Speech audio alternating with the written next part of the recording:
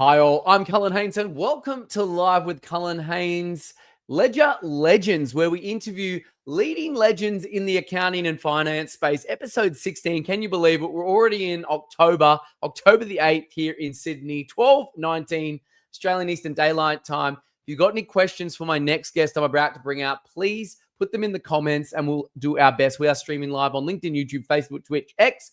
Thank you for watching. Thank you for re-watching or re-listening. Of course, if you are on the podcast as well, give us a cheeky like and subscribe as well. But my next guest, we are talking all things balancing the ledger, strategic turnarounds, and cultural insight. This gentleman has over 23 years in the insolvency and strategic turnaround profession. And he's going to be talking about all those things and give you some insights. You don't have to avoid him at the barbecue. I know everyone says, I'd rather not speak to someone in the thing, but it's all about shedding light about this whole process. And this gentleman is one of the rock stars of the space. So can you please make very welcome the one, the only partner at DVT McLeods, Mr. Alan Ma. Welcome to the show, Alan. Thank you, Colin. Hello, all. Very good. It's good to have It's an you here, honor. my friend. Yeah, Thank very you for good. having me. It's really an honor and a privilege, and I'm excited yet also a bit nervous, of course. But let's go for it. Let's go. Look, we've already got people beaming in again. If you've got any questions, I've got obviously my usual list, but if you want me to bring it out live, I'll shout you out. We'll get you some followers and you can ask some questions. But, you know, I made the joke, Alan, at the barbecue, people find out what you do and they're like, oh, I'd rather not have to speak to you if I can avoid it. But let's shed light. What is it you actually do in a nutshell? And it's not all doom and gloom. Give us some insights, Alan. Well, thank you for that. Look, I can definitely share some insights on terms of the barbecue scenario. But look, in a nutshell, I help individuals and businesses in financial difficulty. Traditionally, I do work in insolvency. I'm a trustee in bankruptcy. So I handle personal insolvency. I also do corporate insolvency. And as one of the partners here at DVT McLeods, we also have a consulting division that does business valuations, forensic accounting, court expert witness, and bespoke due diligence like payroll, pre-lending. And this new thing that we bring out currently, because of the anti-money laundering laws coming in, we're now doing that. We're adding that to us. But yes, when I tell family and friends what do, I say bankruptcy. Everyone runs away. it's a guaranteed outcome. And as I never want to meet you. I don't want to see you. I don't want to cross paths with you. Just leave me alone. I was like, look, I completely understand. And there's a certain stigma that comes with bankruptcy, and we all understand that. However, we do play a critical role in the financial economy of Australia. So, look, obviously we want everyone to thrive, be successful and all. But sometimes with business, there's risk involved. And that's why with high risk, there's high returns. But a lot of times risks will pay off, but sometimes when risks don't pay off, there has to be financial failures. And that's where we step in. And part of my role is I like to, as we'll touch on a bit, I think, is I consider ourselves as insolvency practitioners as undertakers of financial failures. We're there to mop up the mess, put it back together, find out what went wrong and how it went wrong. And because we're good at what we do, I like to promote early intervention. So I like to work with our clients to say, hey, instead of letting the situation go to where it may be, where there's a point of no return, let's try and work with you with early intervention and see how we can help save you or save your businesses and to navigate you across that journey so you can become profitable again and continue on your merry way and be an impressive business in Australia. So that's really what it is. No, I love that. And I know when we met up at Capella, we did a little photo and I said, shout out to Alamar, partner at DVT McLeods, the undertaker of the financial services industry. It's one of my connections posted a photo of the wrestler, the Undertaker, which I thought was funny. And I know you're a bit of a fan. We were talking offline about that. But we're trying to make light of it. And as you said, you're trying to get in early, right? The whole idea is to thrive, not have to survive. For me, look, from my Chinese background, there's always this cultural view and belief that asking for help is a combination of a sign of embarrassment, weakness, and all that sort of thing. I like to promote a different view, a different perspective, something that Okay. I truly value and cherish. I disagree with that perception. Yes. Asking for help is not really a sign of weakness, and it should not No. be embarrassing. If No. anything, it takes a lot of strength and courage to actually ask for help when you actually need help. And uh, I find it the complete opposite, that if you actually had the opportunity of asking for help and you chose not to, and you ultimately did fail, I think that's actually more embarrassing. But it is a cultural perception, not necessarily just limited to the Asian culture, but it's across the board. And it's very understandable. But I guess what I've noticed in the market is you look at banks as well out of COVID, they're a bit more open to sort of having a discussion, a conversation with you, instead of saying, okay, you're not doing well, let's bankrupt you or let's wind you up. It's more about how can we work together to help navigate this situation where you provide a better outcome for both the debtor or the debtor's business and the creditor. And I think there's a shift in dynamics and perspective. And I think as a community, as a economy, I think there's a lot more openness and willingness to have that conversation. And with that, I think it's trekking in the right direction. I think it still needs a bit of impetus, still needs a bit of help from everyone involved. But yeah, that's where I want to be. I just want to promote early intervention because it it is very satisfying to be able to help someone. In At heart, I like to help people. I like to solve problems. And I can combine that on a professional level. There's no better satisfaction out of that. Yeah, well said. And what I'd love to ask, what sparked your interest in insolvency back in the day? You've had a 23-year career. Why insolvency? Share the viewers tuning in and re-listening. Short answer is it wasn't planned. As most coming out of high school, I thought I was interested in health sciences, so I actually did a bachelor's of radiography at Sydney Uni Cumberland campus, Me too. and Well then done. well done, and then met some really good friends, a lifelong buddy. Um, and then we share a passion of basketball. But I realized after about first semester, what's my career path? Yes. Can I envision myself doing this for the next 20, 30 years of my life? And I was going, maybe not. But still, I had no idea what I wanted to do. As most high school leavers and uni students is like, some do, and kudos to them. They know exactly what to Yes. do and they pursue that. Good on you, because that wasn't me. And I said, okay, what do I do? So I went back to commerce at Sydney Uni. Reason why I did commerce gave me a lot of options, a lot of platform. I Of did a course. major in accounting, finance, and also commercial law. Whilst there wasn't a third major, I did enough subjects for that. I've always liked law, but I wasn't a fan of studying law. Uh, my friends who were doing commerce law at the time was rather challenging. I was watching them. I was going, good on you. I don't think I could do it. But I also like numbers. So I somehow I did touch on insolvency during my commercial law subjects, but it was a very brief topic. Never really thought much about it. But then an opportunity came up for a government role at ITSA, Insolvency and Trustee Service Australia. Yes. It was now rebranded as AFSA, Australian Financial Security Authority. So I started there. And in a very short period of time, I realized it's a very unique combination of two areas that I enjoy: numbers and law. So, as an insolvency practitioner, we are what we call insolvency accountants. We're Yes. accountants that practice in the space of law. So, yeah, so it's sort of, I guess, fortuitous in the sense how it sort of landed in that industry, and it allowed me to do two things I enjoy, but it also, because whilst there are some repetitive work that's similar every now and then, there's a lot of very different aspects to each matter, because we're talking about people's lives, we're talking about people's welfares.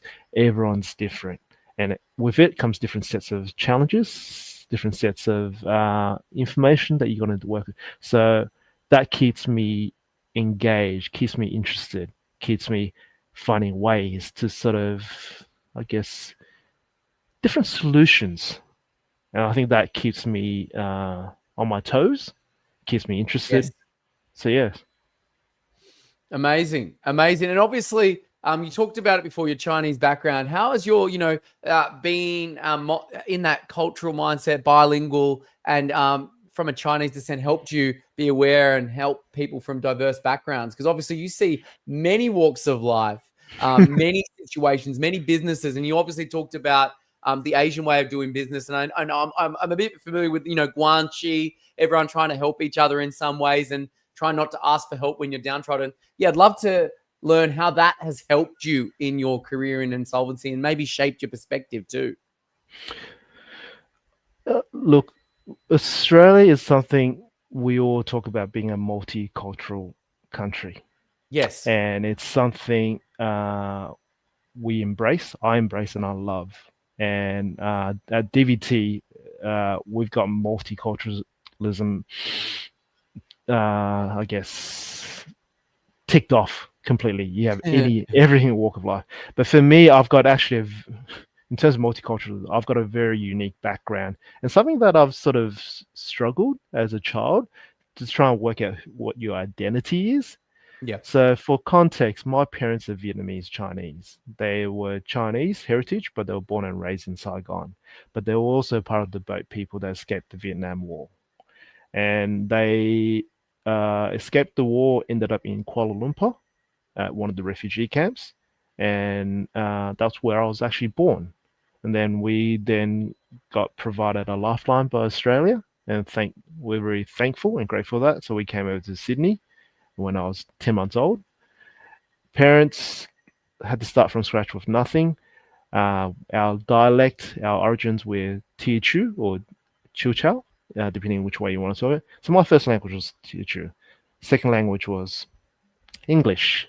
Third language was Cantonese, which I happened to learn through watching cartoons, TV dramas, and all that sort of thing. But because of that background, I was able to understand the cultures and values of being Chinese, implemented with a bit of, I guess, a grain of salt from the Vietnamese culture as well. And then also growing up in Sydney, being in a multicultural area, you learn other people's cultures and values. So, and how that helped me is understanding and respecting that everyone's different values, what's important to them. What's important to myself might not necessarily be important to you, but what's important to you might be different to me. And I think it's having an open mind and a mindset to learning, if I'm not aware of it, is learning about it, and then trying to respect and honor that, because insolvency is a very delicate situation, and there's a lot of emotions. Emotions are high. It's a very charged environment. You've got debtors under the pressure from creditors, and then you've got creditors saying, "Where's my money?" and all that sort of thing. In its purest form, bankruptcy provides debtors in financial difficulty with a fresh start, and that's what the whole purpose of that. So, with my knowledge of that, and which is continuing to grow, it's to understand and respect that, and how we can then tailor and discuss sensitive yet challenging topics to provide a solution for all stakeholders. No, I really appreciate you sharing your background. It's such a harrowing journey that you and your family went through. But I guess you're a prime example of not just surviving, but thriving. And, a testament to you and your family. So well done there, Alan. And I wanted to talk about something you were talking about in terms of, the whole point of bankruptcy is to give people a fresh start. I won't mention names, but there's a prominent ex-KPMG partner that went out and became a pub baron and is going through bankruptcy as well. How do people stop and maybe check themselves that they're not biting off more than they can chew and maybe doing things that they'll regret later, like starting empires and thinking that they can manage all these things? Like, what's your insight of some of the things happening in the media and whatnot, my friend? I have seen the articles, and look, it is a very high profile matter, and it's under the microscope. And Yes, the government regulator has stepped in this particular situation. of course.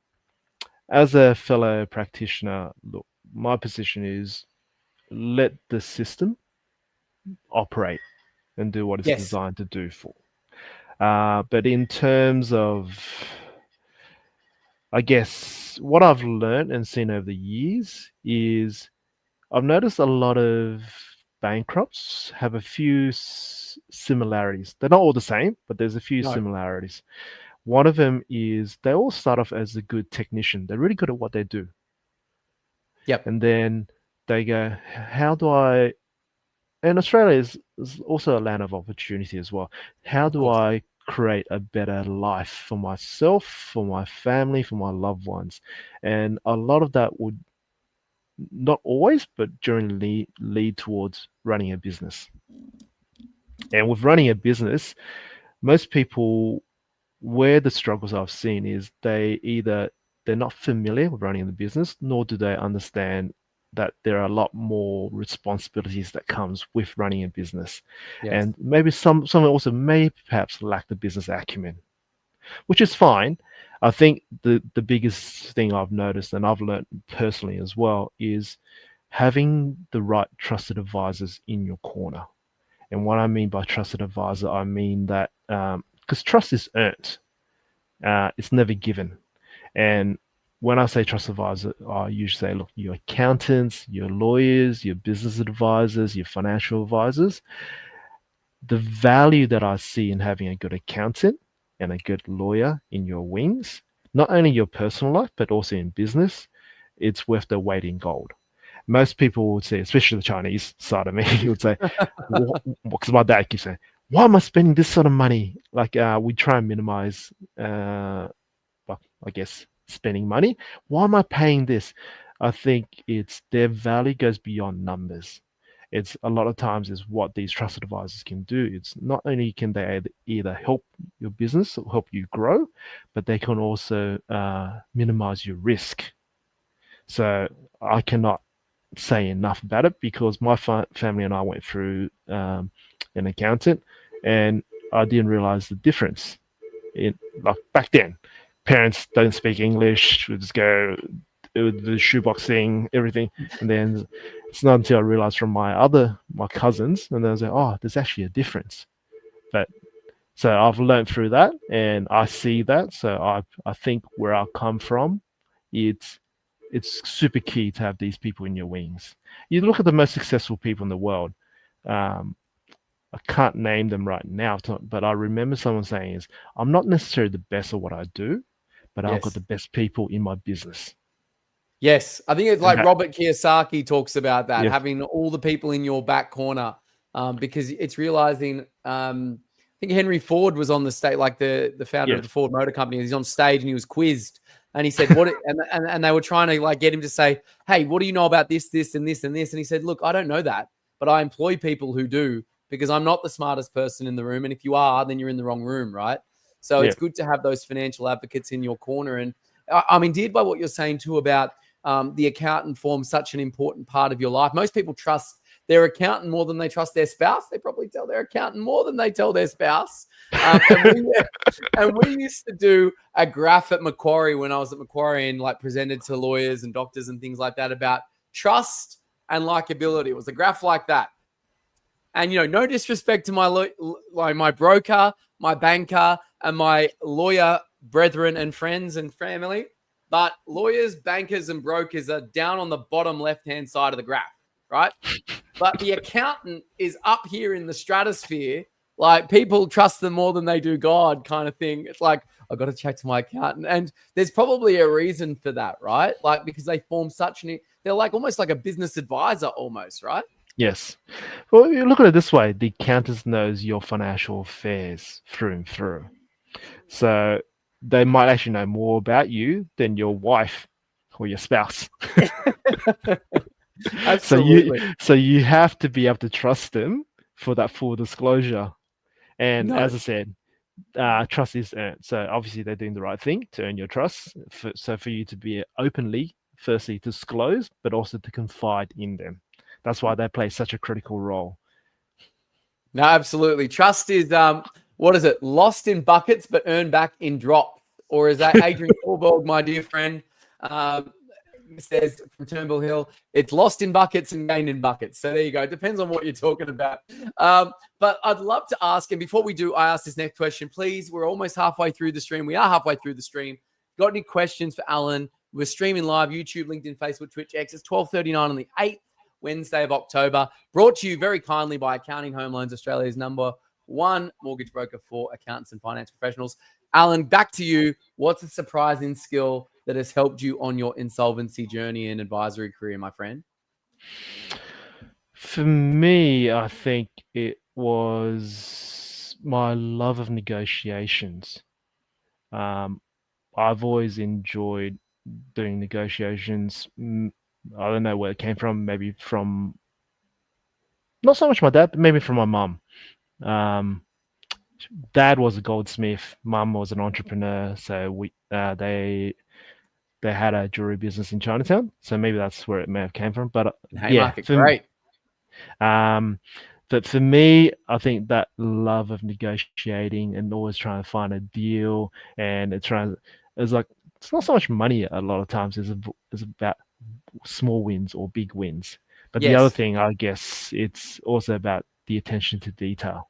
For me, I'm a very analytical person, and I go through things with a microscope, and I like to. Plus, I have a knack of putting on my detective hat because that's part of my role as a trustee to sort of investigate and all that sort of thing. I think it's just a combination of all of that and bring it all together. Very good. Yeah. Are you like a sleuther? Have you extended your things on the online, trying to solve cases and whatnot? Like, do you have that kind of analytical mind in that respect as well? I sort of do. I like to be able to find out as much as I can about certain parts, because not only is it part of my duties and role, but it's also about, how do you say this? Bankruptcy, it's different in the sense of everyone's so secretive. Yes. And no one's going to openly say, hey, I've hidden my assets or I've transferred this away. And then, but for me, it's like, obviously, I've got the legislation by my side, the Bankruptcy Act. But for me, a lot of time, it's okay, if I come to some sort of information, it's about having a good, hard conversation, either the bankrupt or whatever affected party it is, and trying to have a discussion. Let's try and settle this commercially, because that creates a better outcome for everyone involved. Last thing we need is to run up $1,000 in costs, but the enjoyment of being able to think and analyze, I think for me, I don't know, it brings a certain satisfaction. No, I love that. And obviously you're managing these particularly tough conversations, managing complex financial situations. How does Alan Ma unwind after a particularly tough day? Is it a walk? Is it a jacuzzi? What are you doing, Alan? Tell us. Spill your secrets, mon ami. Mate, that jacuzzi sounds pretty good, to be honest. Right? But nah, for me, it's basketball. I love basketball. Basketball's my life. I remember someone saying that to me at one of their birthdays. For me, I play basketball socially and competitively. Whilst unfortunately, with age, family, I'm now a lot older, a lot fatter, very unfit. But I run social basketballs on a Tuesday night. I've inherited. That's been going for close to 30 years. We also have a competition team in the city that's been running since 1998. Not as I won't be able to contribute as much on the court. My contributions are now more off the court on the bench, but more of a role of being a coach, shedding my insights, my analytical mind, because I like to analyze my opposition and then analyze my own team and saying, how do I guess, play chess master? How do I navigate putting our team to maximize our advantage or at least minimize our disadvantages and strategically find a way so that our team can come out on top? It's no different to what I do at work. It's just a different mindset.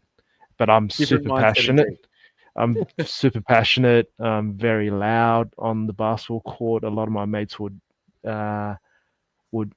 agree, and very colourful, which is quite different to what I do professionally.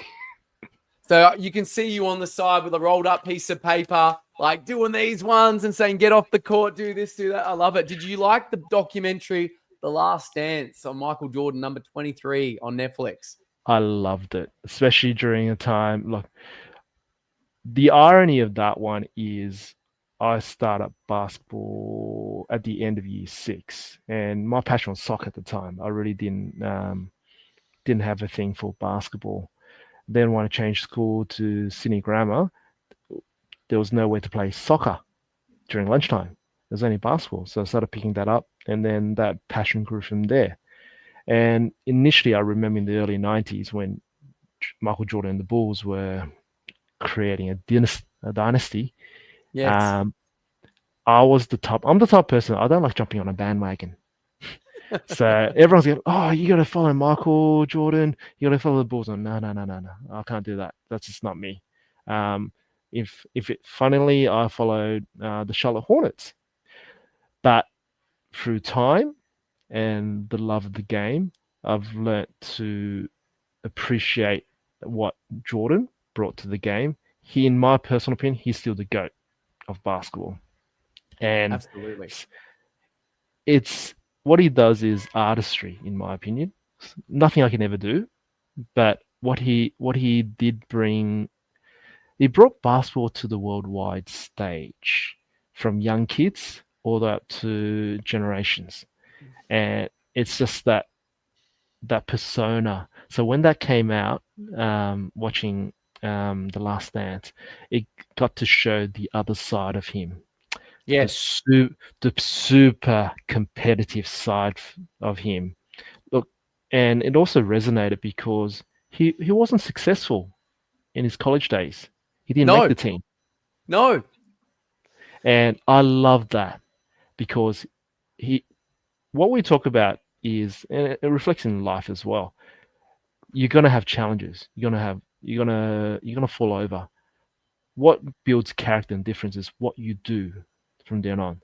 Do you stay down, or do you pick yourself back up and get better? Prove your doubters wrong, and that's exactly what he did.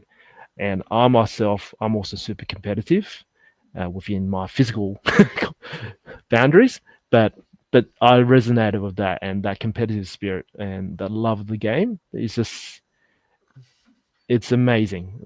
So yes, and it came at a time where there was nothing else to watch, so during COVID. So it was a blessing in disguise. No, absolutely. And I know we touched on it a little bit. So, but are there any passion projects or initiatives you're working on right now, mentoring a community outreach that you wanted to chat about, or things that you've been doing? No, look, the only thing I'm trying to do right now is, as I mentioned, my parents had a jewelry business in Chinatown. Sadly, it's no longer there, much to my mum's not so happy sentiment, because she wanted me to inherit the business, which I said, look, that's not my thing. I wanted to do my own. But I grew up in Chinatown. My dad, and I understood that COVID was unprecedented times. It was a challenging situation financially for a lot of people because no one could have prepared ourselves for it. And I also recognized that Chinatown was hit hard during COVID. I still have family and friends in business there. And I openly say this, I generally do not expect anyone to really need my services or assistance. but I wanted to reconnect back with the Chinatown community because I'm finally in a position where I can actually give back to the community. And I'm saying not everyone will need my service, but at least if there is anyone, look, don't hesitate. At least I'm a familiar face. I grew up Correct. there. And it's also challenging because of being Chinese or the Asian community. We're talking about the embarrassment, saving face. No one's going to ask for help, but No. I wanted to be able to at least provide a platform to say, hey, I understand Chinatown. I also understand our cultures and values, because being Asian, the two biggest challenge was language and culture, Yes. and I can navigate both, and that's what I'm trying to do. It's a journey, but something that I value a lot. No, well said. Well said. And if you're wanting to connect with Alan, obviously LinkedIn, probably the best place. Alan, where would you say people can reach out to you the most if someone wants to pick up the phone or maybe just have a coffee with you? Where do you recommend them to do that? Email, or drop me a message, or send me a message on LinkedIn, whatever Sure. platform. Look, keen to have a chat, and that's what it is. For me, I like meeting people. I like connecting with people, and or just starts off with a chat. If I can help you, happy to help. But I'm also a connector. If I can't help you, I may be able to connect you with someone else I might know.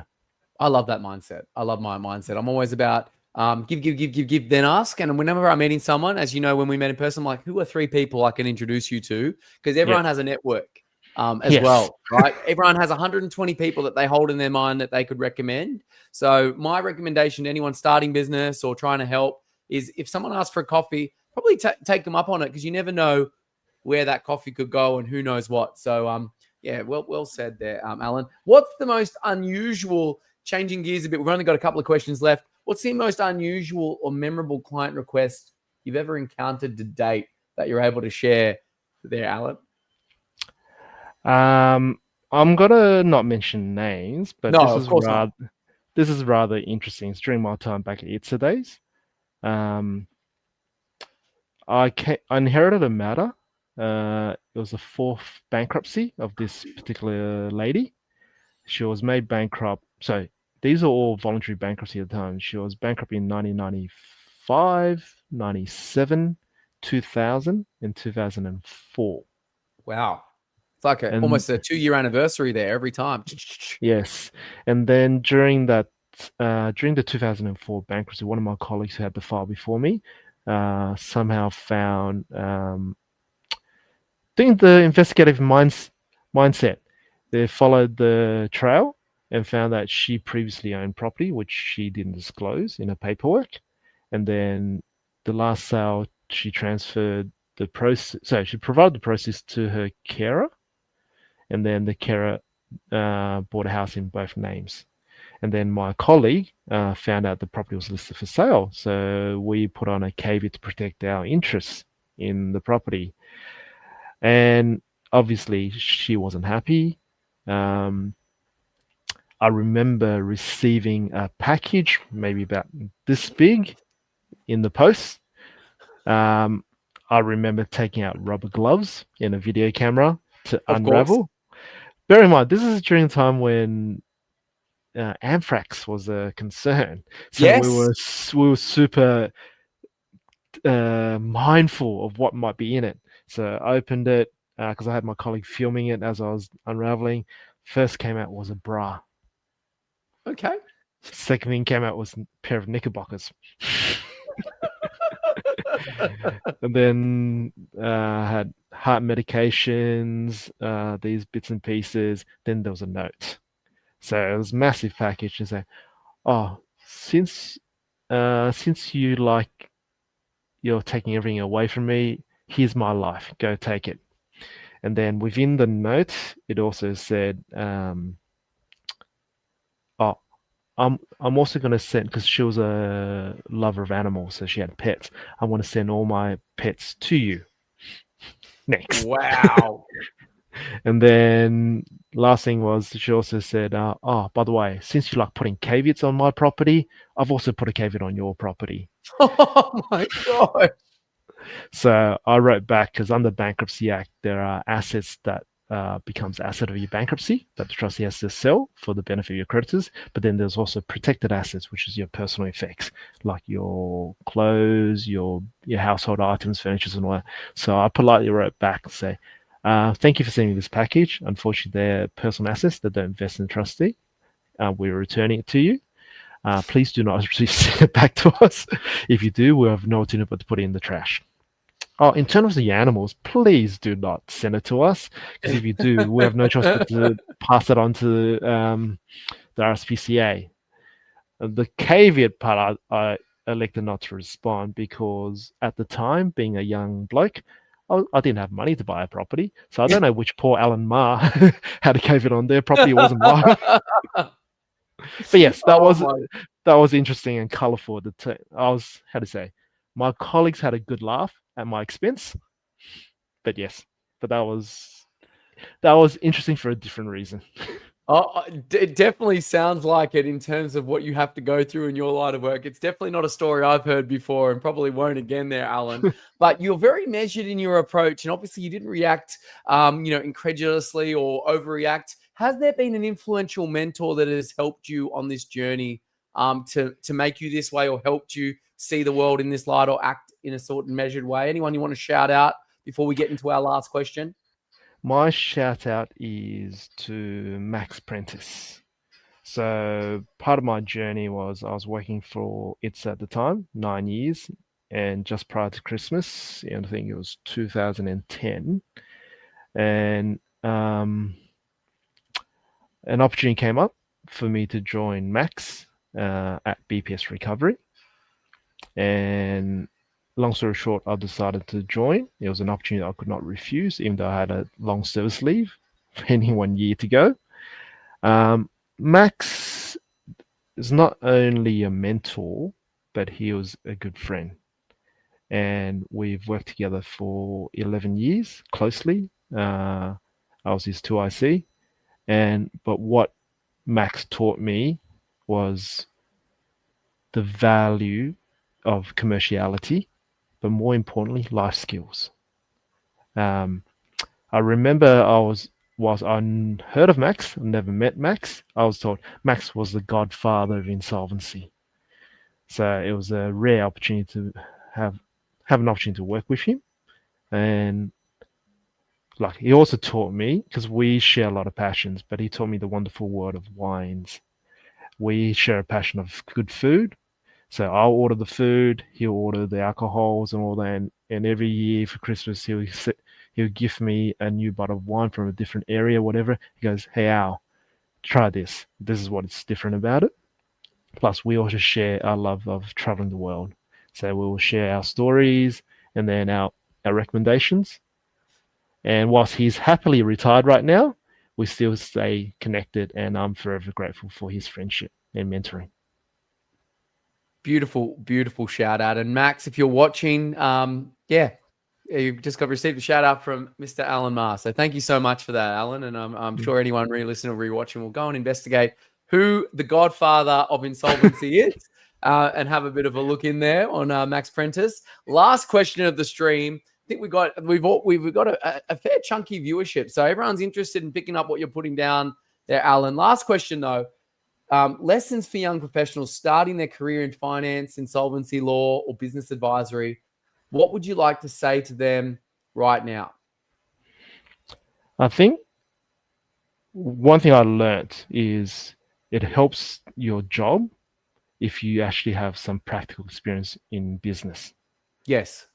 We talked about, I mentioned before, people wanting to go into business but not having done business before. It applies on the outside of the fence as well. If you have that exposure, that definitely helps. But it's also about having a good mentor. I don't think I truly appreciate the value of having a good mentor, because I speak with a lot of my friends, colleagues. Not many of them were as fortunate to actually come across someone that was prepared to take you or take them under their wings. But I think at the end of the day it's also the mindset, the mentality. hard work. For me, I go by the motto: work hard, play harder. But it involves you having to sacrifice and putting the effort in. You've got to invest not in yourself but in your professional career, because nothing is given to you. You got to earn it. Yeah. So yes, I think there's something to say there. Is that like like you're noticing a shift in the generational, what the Gen Zs that are coming up? It's a bit of a different mindset to maybe the millennials and the older generations. Perhaps that's not a dig. That's just an observation. yeah, look, it is an observation. For me, I was the last of the Gen X, so I was in that sort of unique situation. How our family values, how I grew up. But there is a shift in the mindset. I'm not saying it's a generalization, because I have come across a lot of colleagues that do I can see the effort in, and they're getting the rewards that of all the investment that they put in. But yes, I I'm not. I do believe in having resilience. It's something that I'm sort of dealing on a personal side with the family. I'm looking at my son. He's young. He's only 9. But it's also about trying to instill these sort of values of hard work, perseverance, because it's also one of the things which we probably talk about is children nowadays want instant gratification. For me, I've grown up on delayed gratification. Just put Yes, in the hard work first and then reap the rewards later. of course. So that's always been my mindset. I might be a bit old school, but that's what I still believe in, and that's what I hope will continue for many, many years. No, well said, and it's been illuminating 42 minutes of what you've been saying there, Alan. A lot of gems people can walk away with. Really appreciate you coming on the show, Alan. We'll come back with some bonus questions in a moment, my friend. But thank you so much for your generosity of time and spirit, my friend. It's been great. No, thank you, Colin, the one and only Cullen P. Haynes. It's been a privilege, and hopefully, I guess it's about sharing my journey. That's really what it is. And like we said during our coffee catch up, is getting to know someone genuinely, and I appreciate that. And that's why I'm saying, hit me up for a coffee, even just for a chat. Just getting to know people. That's all it is. No, but you never know where that coffee takes you. Reach out to Alamar, connect with him. Be sure to message him, and really appreciate it, Alan. We'll bring you back in a moment, my friend. Thank you. If you are a ledger legend or know someone who hears and you want to be on the show, we come out every Wednesday till the end of the year, and we're booked out until August next year with our Live with Cullen Haynes show. We've got 3 different versions: the Law Live, where we talk to leading legal professionals, our Ledger Legends, people in finance, and our Live with Cullen Haynes, general professionals and otherwise adding value to the community. If you want to be on, give me a cheeky LinkedIn catch up, as Al suggested as well. And thank you so much for tuning in. All the best, everyone. Make it count and take care. Bringing you back, Alan. Got 2 questions for you, mate. How would your pet describe you if you were to put them under the microscope? Mate, I've had so many pets over the years, thanks courtesy to my dad and Very good. much to the digress of my mum. But anyway, Yes. I think for me is responsible, passionate, fiercely Yes. loyal, Yes. and I'll use the word joys or the challenges comes with wanting to be a perfectionist. I As I love said, that. Yes. Work hard, play work hard, harder. play Right? harder. Yeah, exactly. And hopefully no pets from that previous client of yours who sent you Oh your no. brow stickers and everything else. Oh my goodness. And this is a bit of I watched Back to the Future, the musical, a couple of weeks ago. Loved it. Loved the movie. If you could get in a DeLorean, gun it to 88 and go back in time at any age, when would you visit the young Alan Ma? What age? And what would the advice you'd give yourself be? That's interesting. Yeah. 88, still in primary school. Not giving my age away, but I guess maybe, yeah, probably going back to primary school. Okay. Just trying to think about this. It's either late primary or middle high school, somewhere around Okay. those. Yeah. Okay. I guess for me, if I got to tell myself, my younger self, stop procrastinating. My wife would probably laugh at me. But I guess, but more importantly, trust yourself, trust your instincts, trust your judgment. I love that. I've learned it's worked well for me, learning. But more importantly, live life with minimal regrets. I've had a lot of regrets, but that's the question that I keep asking myself whenever I'm at crossroads. Will I regret making this decision, or will I not regret making a decision? So that's been my guidance right now. Well said. It's very similar to Andy Fell, a good friend of mine's book, The Rocking Chair Test. So, and I think Richard Branson does this as well. And it's a great mindset that you have too. Try to live your life with no regrets. Would you get to the end of your life sitting in the rocking chair, which if you're lucky enough, all of us, that's a great position to be in. Will you be thinking, hey, I wish I did that. I wish I did this. Oh my God, I never wrote that book or did this thing. Or will you be like, hey, what a ride. I'm glad I did those things. And it's like that rocking chair test of, did I do everything I said I was going to do? So I like the fact that you're saying to your younger self, stop procrastinating, trust yourself, follow your instincts and judgment, and, live life with minimal regrets. I love that. Thank you. Thanks, Alan. Really appreciate it, my friend. And thank you, everyone, for watching. Have a happy Wednesday. Bye for now, everyone. Thank you, Cullen.